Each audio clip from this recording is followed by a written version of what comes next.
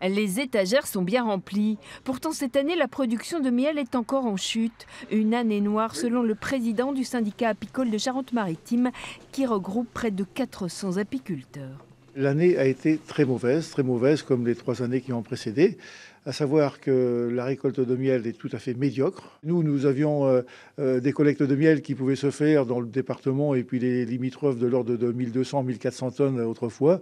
À présent, eh bien, je pense que nous devons tourner dans des récoltes qui sont tout à fait dérisoires, de moins de 100 tonnes. Vous voyez, ça s'est effondré d'une façon épouvantable.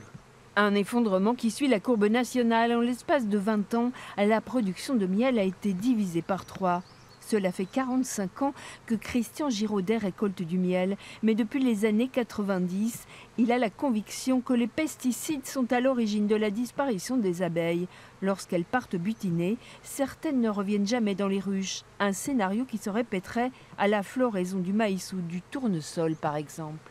Quand les semences sont mises en terre, elles sont déjà traitées, elles sont enrobées avec des néonicotinoïdes qui se développent en même temps que la plante dans les nectaires et qui deviennent toxiques quand un insecte butinaire se présente auprès d'elles. Donc il est vrai qu'il y a peut-être un tout petit peu moins de pulvérisation sur les cultures qu'il y en avait autrefois. En revanche, je dirais plus de 90% des cultures sont traitées. Le président du syndicat lance un nouveau cri d'alarme, car les gouvernements successifs n'ont jamais pris de mesures permettant de stopper l'hécatombe dans les ruches.